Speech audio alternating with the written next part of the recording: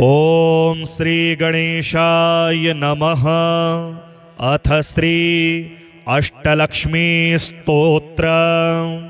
सुमनसवंदित सुंदरी माधवी चंद्र सहोदरी हेममयी मुनिगण मंडित मोक्ष प्रदायिनी मंजुल भाषिणी वेदनुते पंकजवासिनी देव सुपूजित सद्गुण वर्षिणी शांतियुते। जय जय हे मधुसूदन कामिनी आदिलक्ष्मी सदा पालय मां। अहि कलिकलमशनाशिनी कामिनी वैदिक रूपिणी वेदमये क्षीर समुद भव मंगल रूपिणी मंत्र निवासिनी मंत्रनुते मंगलदायिनी अम्बुजवासिनी देवगणाश्रित पादयुते।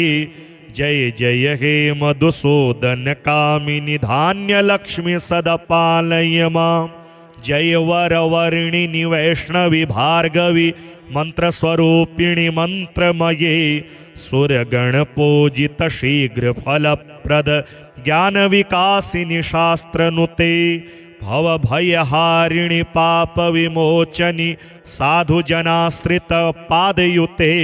जय जय हे मधुसूदन कामिनी धैर्य लक्ष्मी सदा पालय मां। जय जय दुर्गति नाशिनी कामिनी सर्व फल प्रद शास्त्रमये रथ गज तुरग पदादि समावृत परिजन मंडित लोकनुते हरिहर ब्रह्म सुपूजित सेवित ताप निवारिणि पादयुते।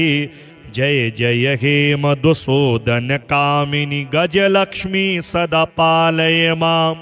अहि खगवाहिनी मोहिनी चक्रिणी रागविवर्धिनी ज्ञानमयी गुणगणवारिधि लोकहितैषिणी स्वर सप्तभूषित गाननुते सकल सुरासुर देव मुनीश्वर मानव वंदित पादयुते। जय जय हे मधुसूदन कामिनी संतान लक्ष्मी त्वं पालय मां। जय कमलासनि सद्गतिदायिनी ज्ञान विकासिनी गानमये अनुदिन मर्चित कुमकुम धूसर भूषित वासित वाद्यनुते कनकधरा स्तुति वैभव वंदित शंकर देशिक मान्य पदे। जय जय हे मधुसूदन कामिनी विजय लक्ष्मी सदा पालय मां। प्रणत सुरेश्वरी भारती भार्गवी शोक विनाशिनी रत्नमये मणिमय भूषित कर्ण विभूषण शांति समावृत हास्य मुखे नवनिधिदायिनी कलिमल हारिणी कामित फल प्रद हस्तयुते। जय जय हे मधुसूदन कामिनी विद्यालक्ष्मी सदा पालय मां। धिमि धिमि धिन धिमि धिन धिमि धिन धिमि दुन्दुभिनाद सुपूर्णमये घुम घुम घुं घुम घुं घुम घुं घुम शंख निनाद सुवाद्यनुते वेद पुराण इतिहास सुपूजित वैदिक मार्ग प्रदर्शयुते। जय जय हे मधुसूदन कामिनी धनलक्ष्मी सदा पालय मां। श्री सिद्धिलक्ष्मी स्तोत्र। ब्राह्मीं च वैष्णवीं भद्रां षड्भुजां च चतुर्मुखां त्रिनेत्रां च त्रिशूलां च पद्मचक्र गदाधरां पीताम्बरधरां देवीं नानालंकार भूषितां तेजः पुंजधरां श्रेष्ठां ध्यायेद् बालकुमारिकां ओंकार लक्ष्मी रूपेण विष्णोर्हृदयमव्ययं विष्णुमानन्दमध्यस्थं ह्रींकार बीजरूपिणी ओं क्लीं अमृतानंद भद्रे सद्य आनंददायिनी ओं श्रीं दैत्यभक्ष्यरदां शक्तिमालिनी शत्रुमर्दिनी तेजः प्रकाशिनी देवी वरदा शुभकारिणी ब्राह्मी च वैष्णवी भद्रा कालिका रक्तशाम्भवी आकार ब्रह्मरूपेण ओंकारं विष्णुमव्ययं सिद्धिलक्ष्मी परालक्ष्मी लक्ष्यलक्ष्मी नमोस्तुते सूर्यकोटिप्रतीकाशं चन्द्रकोटिसमप्रभं तन्मध्ये निकरे सूक्ष्मं ब्रह्मरूपव्यवस्थितं ओंकार परमानन्दं क्रियते सुखसम्पदा सर्वमङ्गलमाङ्गल्ये शिवे सर्वार्थसाधिके प्रथमे त्र्यम्बका गौरी द्वितीये वैष्णवी तथा तृतीये कमला प्रोक्ता चतुर्थे सुरसुन्दरी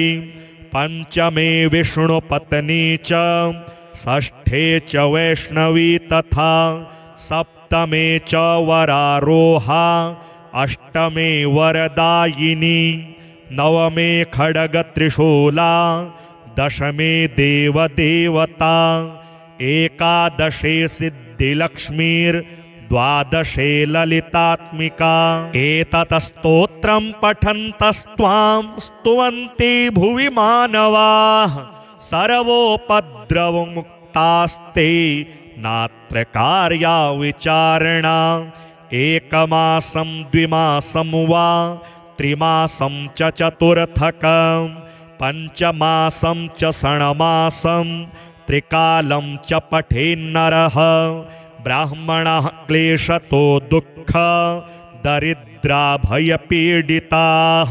जन्मान्तरसहस्रेषु मुच्यन्ते सर्वक्लेशतः अलक्ष्मीर्लभते लक्ष्मीम् अपुत्रः पुत्रमुत्तमं धन्यं यशस्यमायुष्यं वहनि चौरभयेषु च शाकिनी भूतवेतालं सर्वव्याधिनिपातके राजद्वारे महाघोरे संग्रामे रिपुसंकटे सभास्थाने श्मशाने च कारागे हारिबन्धने अशेष भय संप्राप्तौ सिद्धिलक्ष्मीं जपेन्नरः ईश्वरेण कृतं स्तोत्रं प्राणिनां हितकारणं स्तुवन्ति ब्राह्मणा नित्यं दारिद्र्यं न च वर्धते या स्त्रीः पद्मवने कदम्बशिखरे राजगृहे कुञ्जरे श्वेते चाश्वयुते वृषे च युगले यज्ञे च योपस्थिते शङ्खे देवकुले नरेन्द्रभवनि गङ्गातटे गोकुले सा श्रीस्तिष्ठतु सर्वदा मम गृहे भूयात् सदा निश्चला। श्रीमहालक्ष्मी स्तोत्रम् सर्वसौभाग्यरूपा त्वं सर्वसम्पत्स्वरूपिणी सर्वकल्याणरूपा त्वं महालक्ष्मी नमोस्तुते जनश्रीस्त्वं वनश्रीस्त्वं मङ्गलश्री स्वभावतः ब्रह्मश्रीश्च मोक्षश्रीश्च महालक्ष्मी नमोस्तुते शान्तिस्तुष्टिस्तथा पुष्टिर्मेधा कीर्तिश्च सन्मतिः देवी सम्पत्स्वरूपा त्वं महालक्ष्मी नमोस्तुते मोक्षसाधनसम्पत्ति रायुरारोग्यसंसृतिः सर्वैश्वर्यस्वरूपा त्वं महालक्ष्मी नमोस्तुते भक्तियोगा ब्रह्मनिष्ठा त्वमेवैकाखिलेश्वरी तदेव ब्रह्मरूपा च महालक्ष्मी नमोस्तुते सच्चिदानन्दरूपा त्वं जगन्माता जगत्पिता विष्णुब्रह्ममहेशास्त्वं महालक्ष्मी नमोस्तुते यतो हि जायते विश्वं यतश्च परिपाल्यते यस्मिन् संलीयते हन्ते महालक्ष्मी नमोस्तुते यच्च किञ्चित् सुष्ठु जातं यच्च किञ्चित् शुभं सुखं तदेवैकात्मरूपेण महालक्ष्मी नमोऽस्तु ते। वेदस्मृतिः सदाचार आत्मतुष्टिर्गुरुः कृपा सर्वोपास्य स्वरूपा त्वं महालक्ष्मी नमोऽस्तु ते। वशमेवाद्वयं ब्रह्म नित्यानन्दैकमात्रतः भेदबुद्धिमपास्येवं महालक्ष्मी नमोऽस्तु ते। सुमनसवन्दितसुन्दरि माधवि चन्द्रसहोदरि हेममये मुनिगणमण्डितमोक्षप्रदायिनि मञ्जुलभाषिणि वेदनुते। पंकजवासिनि देवसुपूजित सद्गुणवर्षिणि शान्तियुते।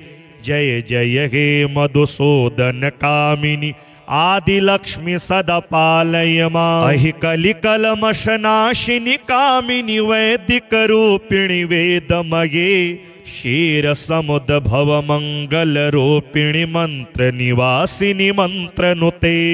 मंगलदायिनि अम्बुजवासिनि देवगणाश्रितपादयुते। जय जय हे मधुसूदन कामिनि धान्यलक्ष्मी सदा पालय माम्। जय वरवर्णिनि वैष्णवि भार्गवि मंत्रस्वरूपिणि मंत्रमये सुरगणपूजित शीघ्रफलप्रद ज्ञानविकासिनि शास्त्रनुते। भवभयहारिणि पापविमोचनि साधुजनाश्रितपादयुते। जय जय हे मधुसूदन कामिनि धैर्यलक्ष्मी सदा पालय माम्। जय जय दुर्गतिनाशिनि कामिनि सर्वफलप्रद शास्त्रमये रथगज तुरगपदादि समावृत परिजनमण्डित लोकनुते। हरिहर ब्रह्म सुपूजित सेवित ताप निवारिणि पादयुते। जय जय हे मधुसूदन कामिनि गजलक्ष्मी सदा पालय माम्। अहि खगवाहिनि मोहिनि चक्रिणि रागविवर्धिनि ज्ञानमये गुणगणवारिधि लोकहितैषिणि स्वरसप्तभूषित गाननुते। सकल सुरासुर देव मुनीश्वर मानव वंदित पादयुते। जय जय हे मधुसूदन कामिनि संतान लक्ष्मी त्वं पालय माम्। जय कमलासनि सद्गतिदायिनि ज्ञान विकासिनि गानमये अनुदिनमर्चित कुमकुम धूसर भूषित वासित वाद्यनुते। कनकधरा स्तुति वैभव वंदित शंकर देशिक मान्य पदे। जय जय हे मधुसूदन कामिनि विजय लक्ष्मी सदा पालय माम्। प्रणत सुरेश्वरि भारति भार्गवि शोक विनाशिनि रत्नमये मणिमय भूषित कर्ण विभूषण शांति समावृत हास्य मुखे। नवनिधिदायिनि कलिमलहारिणि कामितफलप्रद हस्तयुते। जय जय हे मधुसूदन कामिनि विद्यालक्ष्मी सदा पालय माम्। धिमि धिमि धिन् धिमि धिन् धिमि धिन् धिमि दुन्दुभिनाद सुपूर्णमये घुम घुम घुं घुम घुं घुम घुं घुम शंखनिनाद सुवाद्यनुते।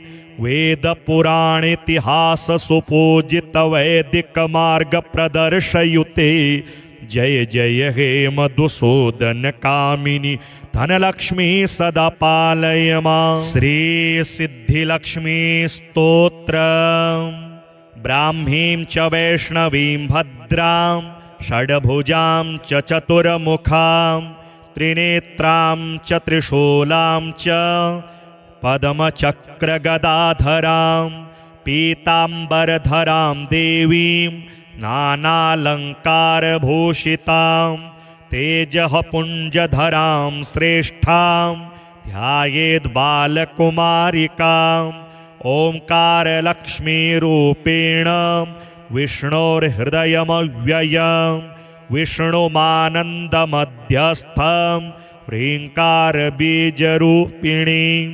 ॐ क्लीं अमृतानन्दभद्रे सद्य आनन्ददायिनी ॐ श्रीं दैत्यभक्ष्यरदां शक्तिमालिनी शत्रुमर्दिनी तेजः प्रकाशिनी देवी वरदा शुभकारिणी ब्राह्मी च वैष्णवी भद्रा कालिका रक्तशाम्भवी आकार ब्रह्मरूपेण ओंकारं विष्णुमव्ययं सिद्धिलक्ष्मी परालक्ष्मी लक्ष्यलक्ष्मी नमोस्तुते सूर्यकोटिप्रतीकाशं चन्द्रकोटिसमप्रभं तन्मध्ये निकरे सूक्ष्मं ब्रह्मरूपव्यवस्थितम् ओंकार परमानन्दं क्रियते सुखसम्पदा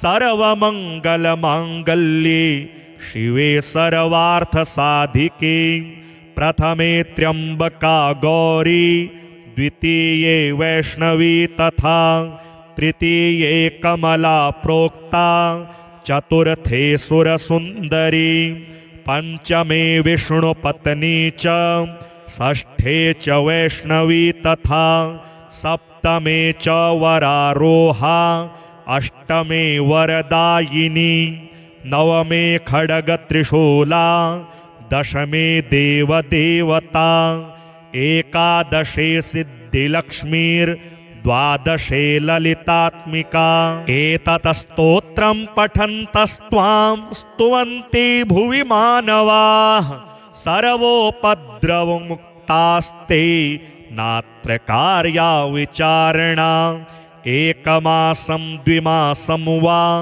त्रिमासं च चतुर्थकं पंचमासं च षण्मासं त्रिकालं च पठेन्नरः ब्राह्मणः क्लेशतो दुःख दरिद्रा भयपीडिताः जन्मान्तरसहस्रेषु मुच्यन्ते सर्वक्लेशतः अलक्ष्मीर्लभते लक्ष्मीम् अपुत्रः पुत्रमुत्तमं धन्यं यशस्यमायुष्यं वहनि चौरभयेषु च शाकिनी भूतवेतालं सर्वव्याधिनिपातके राजद्वारे महाघोरे संग्रामे रिपुसंकटे सभास्थाने श्मशाने च कारागे हारिबन्धने अशेषभयसम्प्राप्तौ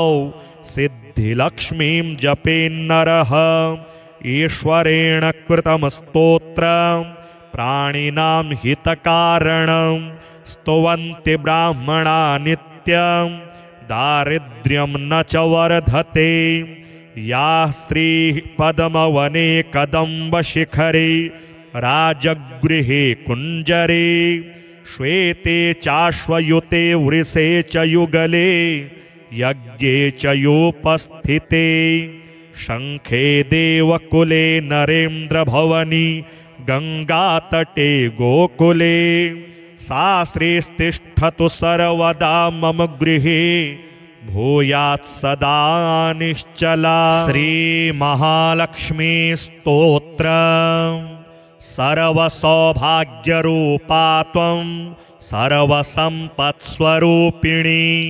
सर्वकल्याणरूपा त्वं महालक्ष्मी नमोस्तुते जनश्रीस्त्वं वनश्रीस्त्वं मङ्गलश्री स्वभावतः ब्रह्मश्रीश्च मोक्षश्रीश्च महालक्ष्मी नमोस्तुते शान्तिस्तुष्टिस्तथा पुष्टिर्मेधा कीर्तिश्च सन्मतिः देवी सम्पत्स्वरूपा त्वं महालक्ष्मी नमोस्तुते मोक्षसाधनसम्पत्ति रायुरारोग्यसंसृतिः सर्वैश्वर्यस्वरूपा त्वं महालक्ष्मी नमोस्तुते भक्तियोगा ब्रह्मनिष्ठा त्वमेवैकाखिलेश्वरी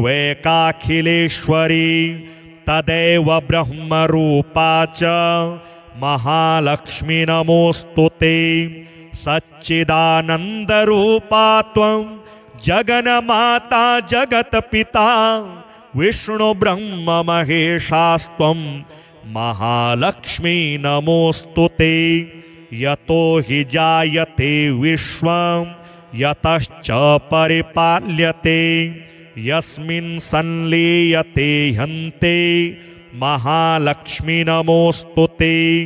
यच्च किञ्चित् सुष्ठु जातं यच्च किञ्चित् शुभं सुखं तदेवैकात्मरूपेण महालक्ष्मी नमोऽस्तु ते। वेदस्मृतिः सदाचार आत्मतुष्टिर्गुरुः कृपा सर्वोपास्य स्वरूपा त्वं महालक्ष्मी नमोऽस्तु ते। वशमेवाद्वयं ब्रह्म नित्यानन्दैकमात्रतः भेदबुद्धिमपास्येवं महालक्ष्मी नमोऽस्तु ते। सुमनसवन्दितसुन्दरि माधवि चन्द्रसहोदरि हेममये मुनिगणमण्डितमोक्षप्रदायिनि मञ्जुलभाषिणि वेदनुते। पंकजवासिनि देवसुपूजित सद्गुणवर्षिणि शान्तियुते।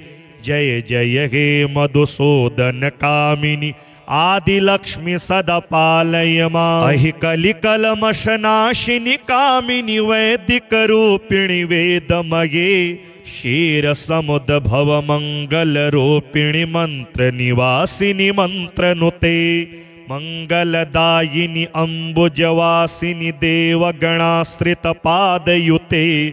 जय जय हे मधुसूदन कामिनि धान्यलक्ष्मी सदा पालय माम्।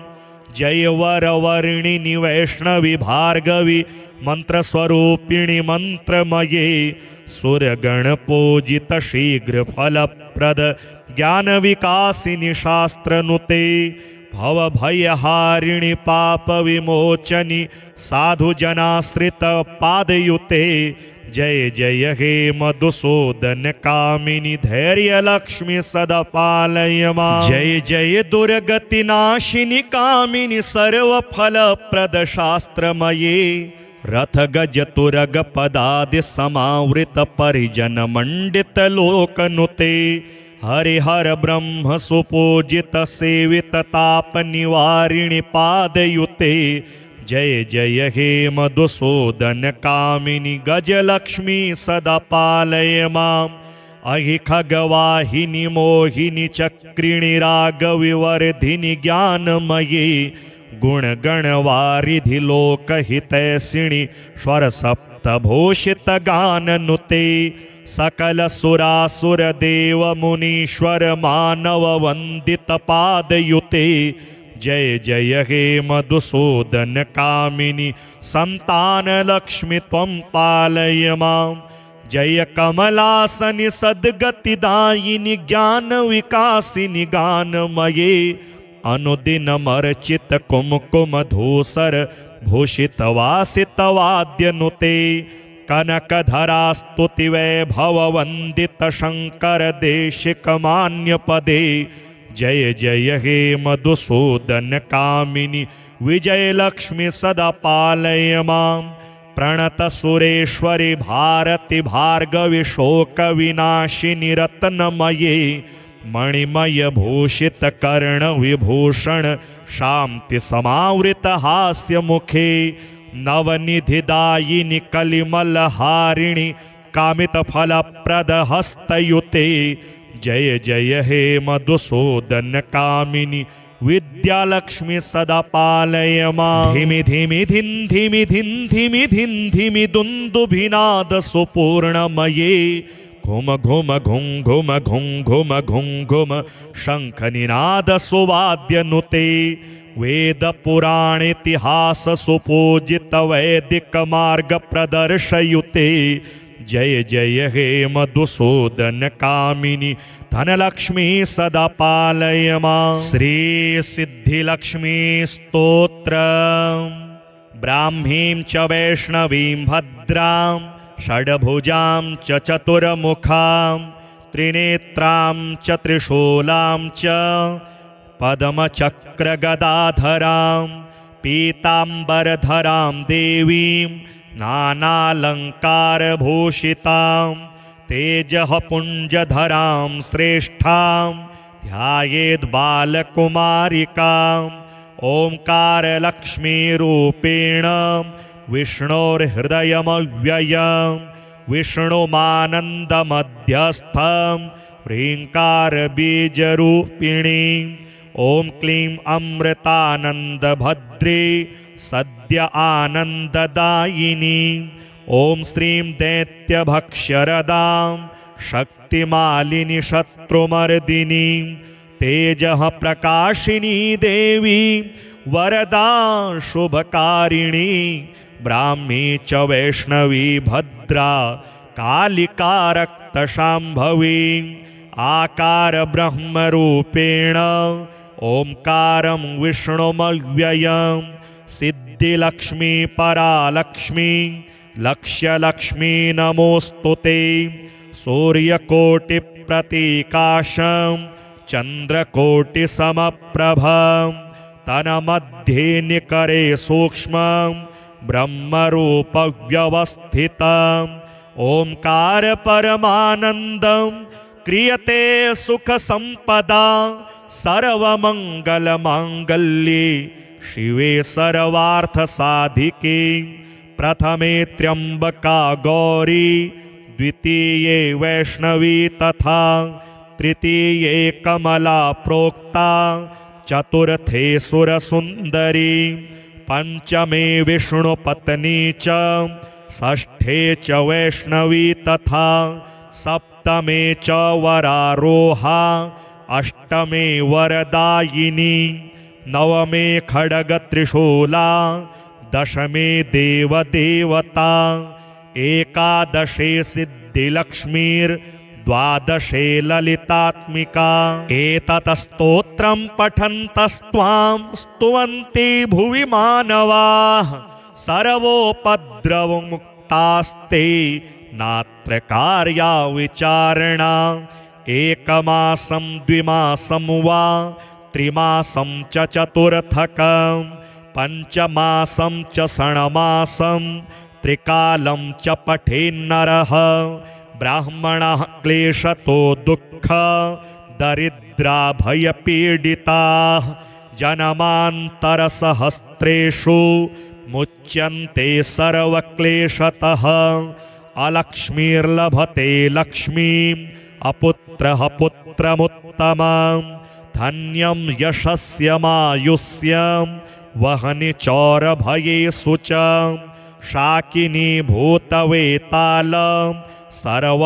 सर्वव्याधिनिपातके राजद्वारे महाघोरे संग्रामे रिपुसंकटे सभास्थाने श्मशाने च कारागे हारिबन्धने अशेष भय संप्राप्तौ सिद्धिलक्ष्मीं जपेन्नरः ईश्वरेण कृतं स्तोत्रं प्राणिनां हितकारणं स्तुवन्ति ब्राह्मणा नित्यं दारिद्र्यं न च वर्धते या स्त्रीः पद्मवने कदम्बशिखरे राजगृहे कुञ्जरे श्वेते चाश्वयुते वृषे च युगले यज्ञे च योपस्थिते शङ्खे देवकुले नरेन्द्रभवनि गङ्गातटे गोकुले सा श्रीस्तिष्ठतु सर्वदा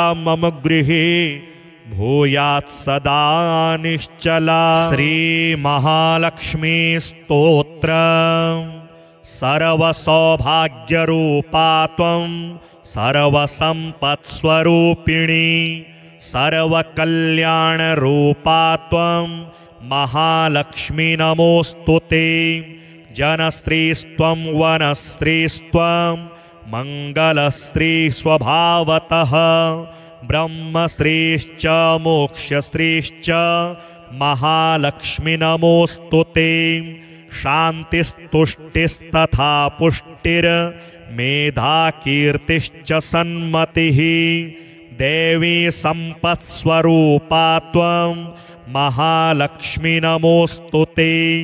मोक्षसाधनसम्पत्ति रायुरारोग्यसंसृतिः सर्वैश्वर्यस्वरूपा त्वं महालक्ष्मी नमोस्तुते। भक्तियोगा ब्रह्मनिष्ठा त्वमेवैकाखिलेश्वरी तदेव ब्रह्मरूपा च महालक्ष्मी नमोस्तुते। सच्चिदानन्दरूपा त्वं जगन्माता जगत्पिता विष्णु ब्रह्म महेशास्त्वं महालक्ष्मी नमोस्तुते।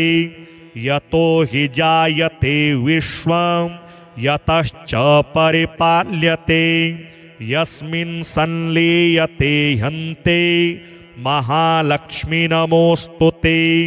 यच्च किञ्चित् सुष्ठु जातं यच्च किञ्चित् शुभं सुखं तदेवैकात्मरूपेण महालक्ष्मी नमोस्तुते। वेदस्मृतिः सदाचार आत्मतुष्टिर्गुरुः कृपा सर्वोपास्य स्वरूपा त्वं महालक्ष्मी नमोस्तुते। वशमेवाद्वयं ब्रह्म नित्यानन्दैकमात्रतः भेदबुद्धिमपास्येवं महालक्ष्मी नमोस्तुते। सुमनसवन्दितसुन्दरि माधवि चन्द्रसहोदरि हेममये मुनिगणमण्डितमोक्षप्रदायिनि मञ्जुलभाषिणि वेदनुते। पंकजवासिनि देवसुपूजित सद्गुणवर्षिणि शान्तियुते। जय जय हे मधुसूदन कामिनि आदिलक्ष्मी सदा पालय माम्। अहि कलिकलमशनाशिनि कामिनि वैदिकरूपिणि वेदमये क्षीरसमुद्भव मङ्गलरूपिणि मन्त्रनिवासिनि मन्त्रनुते। मंगलदायिनि अम्बुजवासिनि देवगणाश्रितपादयुते। जय जय हे मधुसूदन कामिनि धान्यलक्ष्मी सदा पालय माम्। जय वरवर्णिनि वैष्णवि भार्गवि मंत्रस्वरूपिणि मंत्रमये सुरगणपूजित शीघ्रफलप्रद ज्ञानविकासिनि शास्त्रनुते। भवभयहारिणि पापविमोचनि साधुजनाश्रितपादयुते। जय जय हे मधुसूदन कामिनि धैर्यलक्ष्मी सदा पालय माम्। जय जय दुर्गतिनाशिनि कामिनि सर्वफलप्रद शास्त्रमये रथगज तुरगपदादि समावृत परिजन मंडित लोकनुते। हरिहर ब्रह्म सुपूजित सेवित ताप निवारिणि पादयुते। जय जय हे मधुसूदन कामिनि गजलक्ष्मी सदा पालय माम्। अहि खगवाहिनि मोहिनि चक्रिणि रागविवर्धिनि ज्ञानमये गुणगणवारिधि लोकहितैषिणि स्वरसप्तभूषित गाननुते। सकल सुरासुर देव मुनीश्वर मानव वंदित पादयुते। जय जय हे मधुसूदन कामिनि संतान लक्ष्मी त्वं पालय माम्। जय कमलासनि सद्गतिदायिनि ज्ञान विकासिनि गानमये अनुदिनमर्चित कुमकुम धूसर भूषित वासित वाद्यनुते। कनकधरा स्तुति वैभव वंदित शंकर देशिक मान्य पदे। जय जय हे मधुसूदन कामिनि विजय लक्ष्मी सदा पालय माम्। प्रणत सुरेश्वरि भारति भार्गवि शोक विनाशिनि रत्नमये मणिमय भूषित कर्ण विभूषण शांति समावृत हास्य मुखे नवनिधिदायिनि कलिमलहारिणि कामित फलप्रद हस्तयुते। जय जय हे मधुसूदन कामिनि विद्यालक्ष्मी सदा पालय माम्। धिमि धिमि धिं धिमि धिं धिमि धिं धिमि दुन्दुभिनाद सुपूर्णमये घुम घुम घुं घुम घुं घुम घुं घुम शंखनिनाद सुवाद्य नुते वेद पुराण इतिहास सुपूजित वैदिक मार्ग प्रदर्शयुते जय जय हे मधुसूदन कामिनी धनलक्ष्मी सदा पालय मां। श्री सिद्धिलक्ष्मी स्तोत्र। ब्राह्मीं च वैष्णवीं भद्रां षड्भुजां च चतुर्मुखां त्रिनेत्रां च त्रिशूलां च पद्मचक्रगदाधरां पीताम्बरधरां देवीं नानालङ्कारभूषितां तेजः पुञ्जधरां श्रेष्ठां ध्यायेद् बालकुमारिकाम् ओंकारलक्ष्मीरूपेण विष्णोर्हृदयमव्ययं विष्णुमानन्दमध्यस्थं ह्रीङ्कारबीजरूपिणीं ॐ क्लीं अमृतानन्दभद्रे सद्य आनन्ददायिनी ॐ श्रीं दैत्यभक्ष्यरदां शक्तिमालिनी शत्रुमर्दिनी तेजः प्रकाशिनी देवी वरदा शुभकारिणी ब्राह्मी च वैष्णवी भद्रा कालिका रक्तशाम्भवी आकार ब्रह्मरूपेण ओंकारं विष्णुमव्ययं सिद्धिलक्ष्मी परालक्ष्मी लक्ष्यलक्ष्मी नमोस्तुते सूर्यकोटिप्रतीकाशं चन्द्रकोटिसमप्रभं तन्मध्ये निकरे सूक्ष्मं ब्रह्मरूपव्यवस्थितं ओंकार परमानन्दं क्रियते सुखसम्पदा सर्वमङ्गलमाङ्गल्ये शिवे सर्वार्थसाधिके प्रथमे त्र्यम्बका गौरी द्वितीये वैष्णवी तथा तृतीये कमला प्रोक्ता चतुर्थे सुरसुन्दरी पंचमे विष्णुपत्नी च षष्ठे च वैष्णवी तथा सप्तमे च वरारोहा अष्टमे वरदायिनी नवमे खड्गत्रिशूला दशमे देवदेवता एकादशे सिद्धिलक्ष्मीर्द्वादशे ललितात्मिका एतत् स्तोत्रं पठन्तस्त्वां स्तुवन्ति भुवि मानवाः सर्वोपद्रवमुक्तास्ते नात्र कार्या विचारणा एकमासं द्विमासं वा त्रिमासं च चतुर्थकं पंचमासं च षण्मासं त्रिकालं च पठेन्नरः ब्राह्मणः क्लेशतो दुःख दरिद्रा भयपीडिताः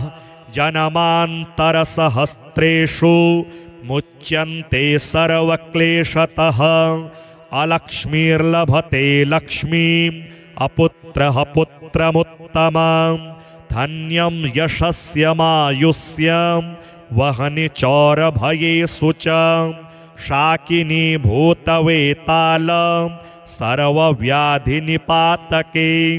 राजद्वारे महाघोरे संग्रामे रिपुसंकटे सभास्थाने श्मशाने च कारागे हारिबन्धने अशेषभयसम्प्राप्तौ सिद्धिलक्ष्मीं जपेन्नरः ईश्वरेण कृतं स्तोत्रं प्राणिनां हितकारणं स्तुवन्ति ब्राह्मणा नित्यं दारिद्र्यं न च वर्धते या स्त्रीः पद्मवने कदम्बशिखरे राजगृहे कुञ्जरे श्वेते चाश्वयुते वृषे च युगले यज्ञे च योपस्थिते शङ्खे देवकुले नरेन्द्रभवनि गङ्गातटे गोकुले सा श्रीस्तिष्ठतु सर्वदा मम गृहे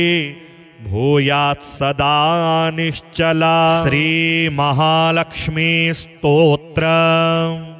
सर्वसौभाग्यरूपा त्वं सर्वसम्पत्स्वरूपिणी सर्वकल्याणरूपा त्वं महालक्ष्मी नमोऽस्तु ते। जनस्त्रीस्त्वं वनस्त्रीस्त्वं मङ्गलस्त्री स्वभावतः ब्रह्मश्रीश्च मोक्षश्रीश्च महालक्ष्मी नमोऽस्तु ते। शान्तिस्तुष्टिस्तथा पुष्टिर्मेधा कीर्तिश्च सन्मतिः देवी सम्पत्स्वरूपा त्वं महालक्ष्मी नमोऽस्तु ते। मोक्षसाधनसम्पत्ति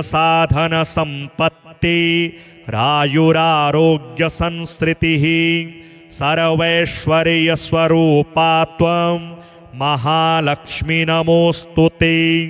भक्तियोगा ब्रह्मनिष्ठा त्वमेवैकाखिलेश्वरी तदेव ब्रह्मरूपा च महालक्ष्मी नमोऽस्तु ते। सच्चिदानन्दरूपा त्वं जगन्माता जगत्पिता विष्णुब्रह्ममहेशास्त्वं महालक्ष्मी नमोऽस्तु ते। यतो हि जायते विश्वं यतश्च परिपाल्यते यस्मिन् संलीयते हन्ते महालक्ष्मी नमोऽस्तु ते। यच्च किञ्चित् सुष्ठु जातं यच्च किञ्चित् शुभं सुखं तदेवैकात्मरूपेण महालक्ष्मी नमोऽस्तु ते। वेदस्मृतिः सदाचार आत्मतुष्टिर्गुरुः कृपा सर्वोपास्य स्वरूपा त्वं महालक्ष्मी नमोऽस्तु ते। वशमेवाद्वयं ब्रह्म नित्यानन्दैकमात्रतः भेदबुद्धिमपास्येवं महालक्ष्मी नमोऽस्तु ते। सुमनसवन्दितसुन्दरि माधवि चन्द्रसहोदरि हेममये मुनिगणमण्डितमोक्षप्रदायिनि मञ्जुलभाषिणि वेदनुते पंकजवासिनि देवसुपूजित सद्गुणवर्षिणि शान्तियुते जय जय हे मधुसूदन कामिनि आदिलक्ष्मी सदा पालय माम्। अहि कलिकलमशनाशिनि कामिनि वैदिकरूपिणि वेदमये क्षीरसमुद्भव मङ्गलरूपिणि मन्त्रनिवासिनि मन्त्रनुते मंगलदायिनि अम्बुजवासिनि देवगणाश्रितपादयुते जय जय हे मधुसूदन कामिनि धान्यलक्ष्मी सदा पालय माम्। जय वरवर्णिनि वैष्णवि भार्गवि मन्त्रस्वरूपिणि मन्त्रमये सुरगणपूजित शीघ्रफलप्रद ज्ञानविकासिनि शास्त्रनुते भवभयहारिणि पापविमोचनि साधुजनाश्रितपादयुते जय जय हे मधुसूदन कामिनि धैर्यलक्ष्मी सदा पालय माम्। जय जय दुर्गतिनाशिनि कामिनि सर्वफलप्रद शास्त्रमये रथगजतुरगपदादि समावृत परिजनमण्डितलोकनुते हरिहर ब्रह्म सुपूजित सेवित ताप निवारिणि पादयुते जय जय हे मधुसूदन कामिनि गजलक्ष्मी सदा पालय माम्। अहि खगवाहिनि मोहिनि चक्रिणि रागविवर्धिनि ज्ञानमये गुणगणवारिधि लोकहितैषिणि स्वरसप्तभूषितगाननुते सकल सुरासुर देव मुनीश्वर मानव वंदित पादयुते जय जय हे मधुसूदन कामिनि संतान लक्ष्मी त्वं पालय माम्।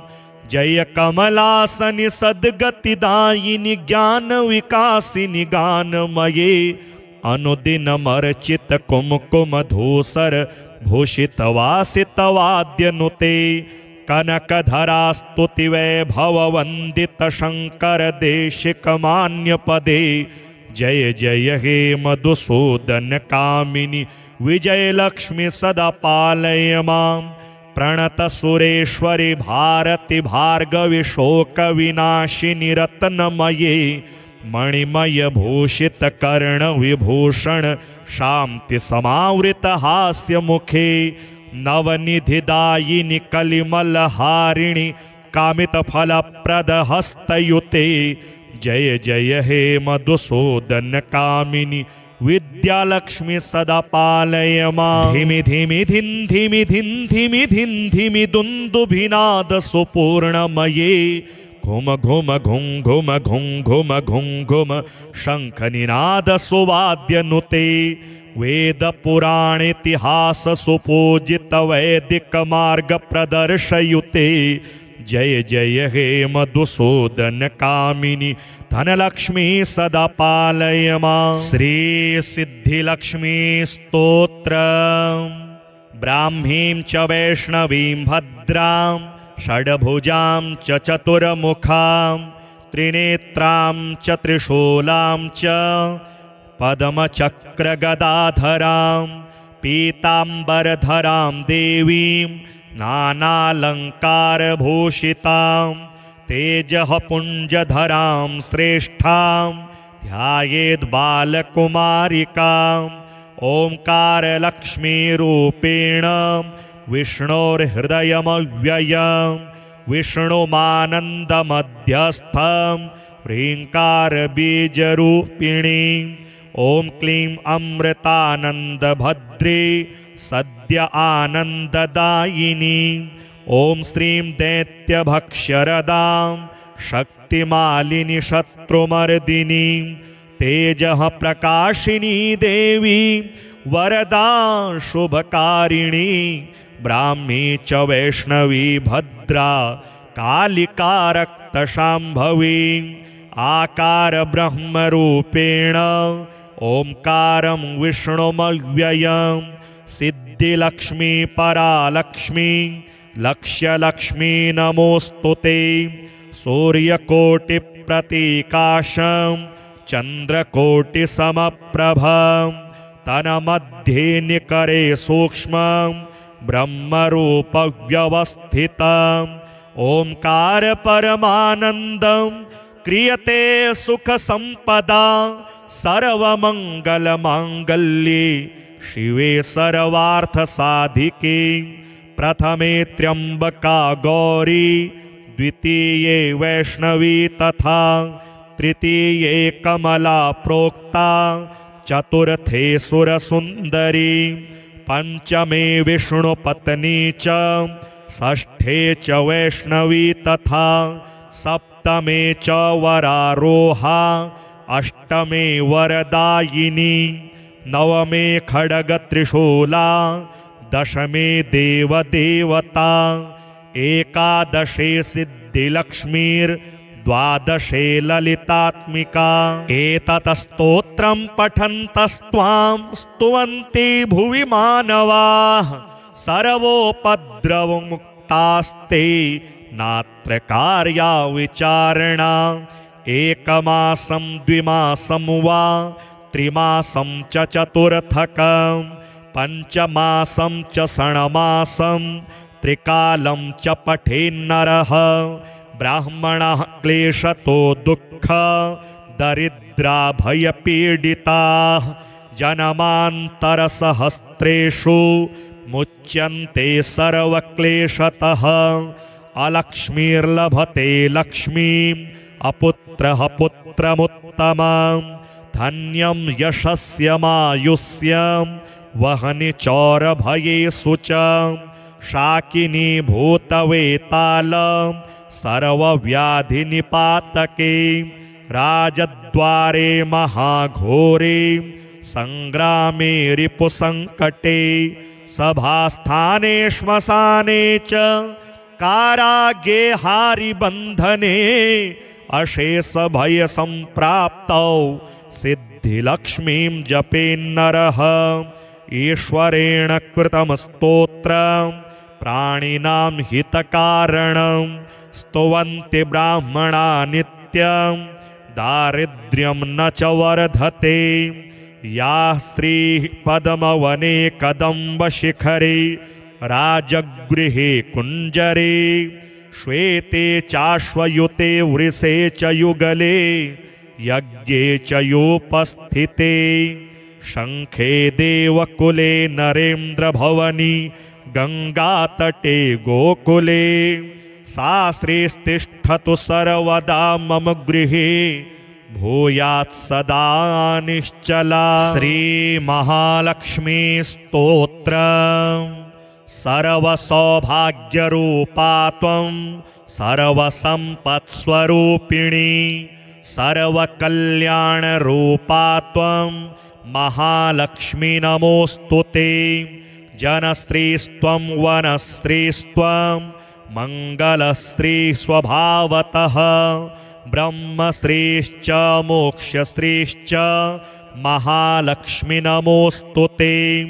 शान्तिस्तुष्टिस्तथा पुष्टिर्मेधा कीर्तिश्च सन्मतिः देवी सम्पत्स्वरूपा त्वं महालक्ष्मी नमोऽस्तु ते। मोक्षसाधनसम्पत्ति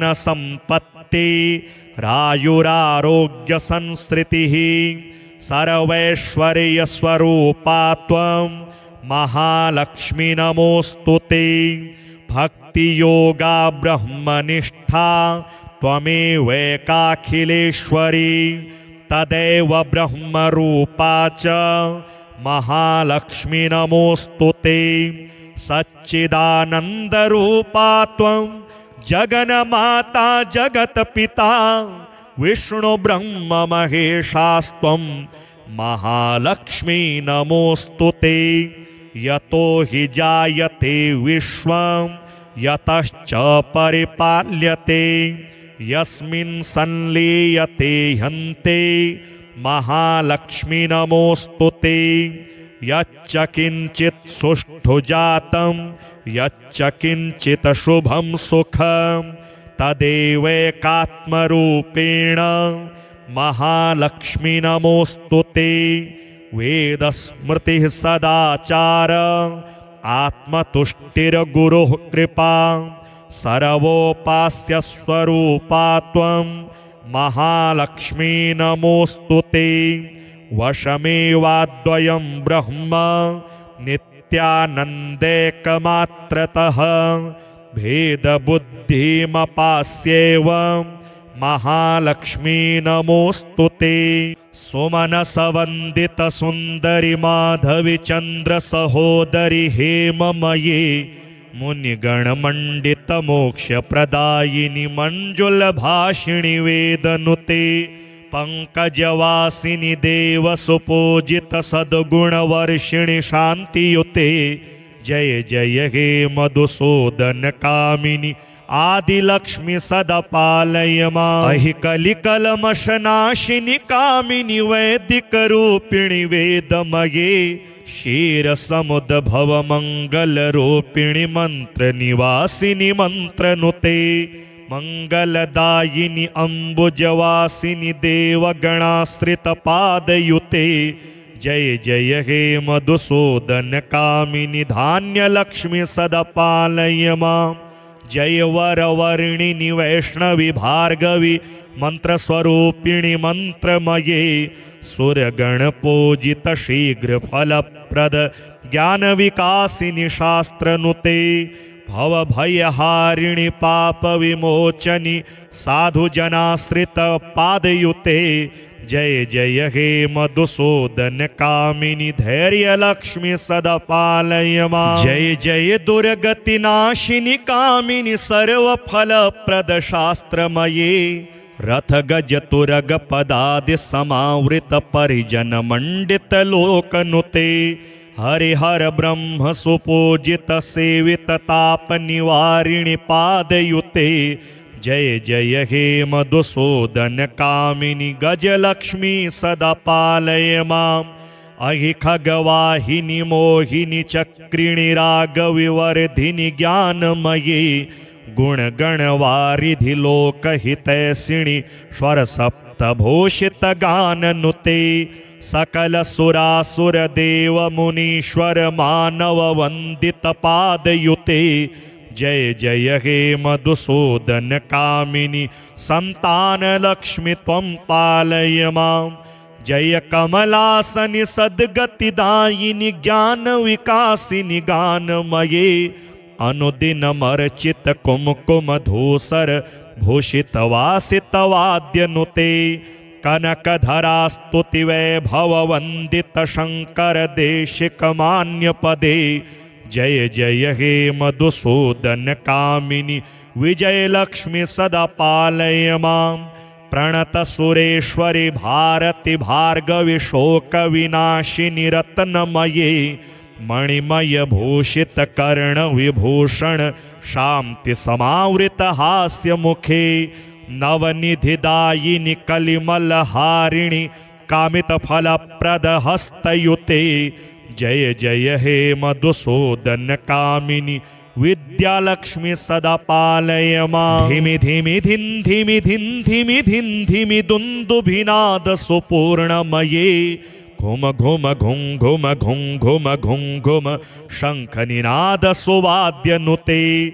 वेद पुराण इतिहास सुपूजित वैदिक मार्ग प्रदर्शयुते। जय जय हे मधुसूदन कामिनी धनलक्ष्मी सदा पालय मां। श्री सिद्धिलक्ष्मी स्तोत्र। ब्राह्मीं च वैष्णवीं भद्रां षड्भुजां च चतुर्मुखां त्रिनेत्रां च त्रिशूलां च पद्मचक्र गदाधरां पीताम्बरधरां देवीं नानालंकार भूषितां तेजः पुंजधरां श्रेष्ठां ध्यायेद् बालकुमारिकां।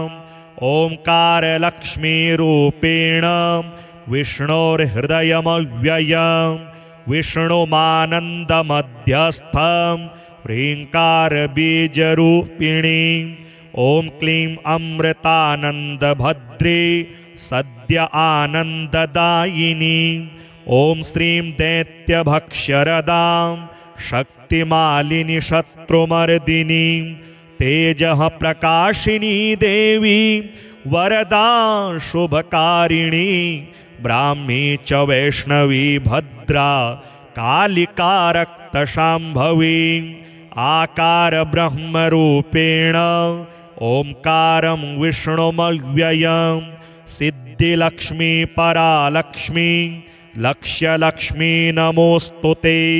सूर्यकोटिप्रतीकाशं चन्द्रकोटिसमप्रभं तन्मध्ये निकरे सूक्ष्मं ब्रह्मरूपव्यवस्थितम्। ओंकार परमानन्दं क्रियते सुख संपदा। सर्वमंगलमांगल्ये शिवे सर्वार्थ साधिके। प्रथमे त्र्यंबका गौरी द्वितीये वैष्णवी तथा तृतीये कमला प्रोक्ता चतुर्थे सुरसुंदरी। पंचमे विष्णुपत्नी च षष्ठे च वैष्णवी तथा सप्तमे च वरारोहा अष्टमे वरदायिनी। नवमे खड्ग त्रिशूला दशमे देवदेवता। एकादशे सिद्धिलक्ष्मीर्द्वादशे ललितात्मिका। एतत्स्तोत्रं पठन्तस्त्वां स्तुवन्ति भुवि मानवाः। सर्वोपद्रवमुक्तास्ते नात्र कार्या विचारणा। एकमासं द्विमासं वा त्रिमासं च चतुर्थकं पंचमासं च षण्मासं त्रिकालं च पठेन्नरः।